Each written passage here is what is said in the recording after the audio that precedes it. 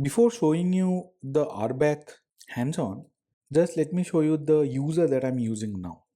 So this is the user, and this user is the owner of all the resources because I had created the account using this particular email ID.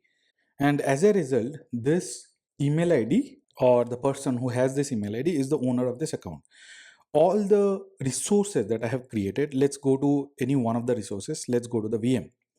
Now, if you go to access control and go to role assignments, you'll see the user, which is me, and the role is owner, meaning that I am the owner of this resource and I'm the tenant, by the way. So when I say user, I'm the tenant. This is the tenant ID, right? Because when I create an account, by default, Azure creates a tenant in the Active Directory or in the Entra ID. So this is my Entra ID. Now let's go to another resource. Just wanted to show you about other resources also. So it was the VM. Let's go to the storage account, maybe private endpoint. So this is another resource. Click on access control or IAM here. Go to role assignments. I'll be able to see the same thing. I am the owner because of the same reason that I had mentioned just now. Let's take another resource, which is 3IAM VNet 1, and I'll go to access control and IAM. This is where you can see who has what access to this particular resource. And in the access control IAM, you can go to role assignments and it'll tell you which user has what access. Now, this is my user and I'm the owner. So that's how I could do anything. I could create the VNet, I could upload a file in the storage account. For the storage account also, I'm the owner. This is the storage account, and if I go to access control and role assignments, it'll show my name because I am the owner. So that's how I was able to do everything. And of course, this is not something that you should do in your production account. In fact, you'll not be able to do it. If you work in an Azure environment, you'll be given a subscription or you'll be given an account. And if you use that user or subscription or the account to log in, you'll not have all the access. And that's what I'm going to demonstrate now, because so far everything has been very smooth. I was able to do everything that I wanted to, but right now things would change. I will add a user and that user have only a few access. To add a user, I'll have to use this particular user only. I'll have to use the owner user only, or the user with the owner role.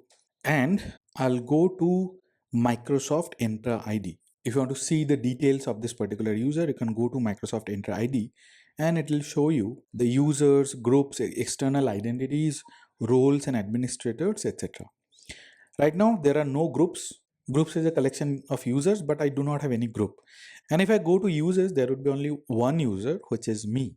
This is the principal name and the identity and other things. So now here I'll go ahead and create a new user using this button.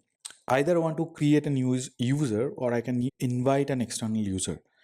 So this is an user which is external to the organization, which is external to the Microsoft Active Directory of your organization. So this user would be external to the Azure environment. It will be external to the Azure Enter ID. So let me go ahead and create a new user and name it as 3im-user. Email ID of this user would be 3im-user at the rate deepcontent2208gmail.onmicrosoft.com. This is the directory ID that got created automatically when I created the account.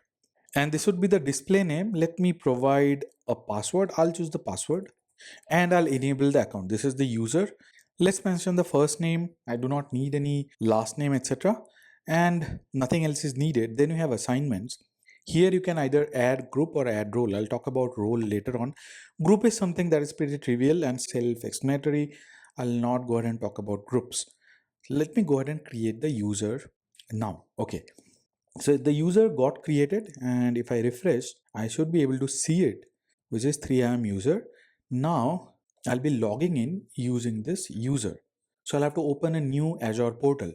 I'm using the Chrome browser. Either I can use the incognito window or I can use a different browser also. I'm using the Safari browser, and let me log out from here and I'll log in using the account that I have just created. Okay, so I'll use a different account and I'll have to provide the entire user ID along with the domain, which is deepcontent2208gmail@onmicrosoft.com, and here I'll provide the password. Now, the moment I provide the password, it is asking me to change the password and then sign in. And I'll have to use two-factor authentication for sure. I already have Microsoft Authenticator installed, and I would recommend you do the same. Install Microsoft Authenticator.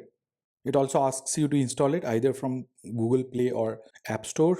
Click next, and I'll set up the account. So now I am scanning this QR code using my phone. It has been set up. Now I'll have to just authenticate this. I'll have to use this number in the authenticator ID. Once I do that, I'll be able to sign in to the account. So this is the account and this is the user rather, 3im-user at deepcontent2208 gmail at onmicrosoft.com. This is the domain ID that got created and I am done. But I do not have any access. If I go to the portal, I'll not be able to see anything whatsoever. I'll not be able to create a resource. I'll not be able to see any resources.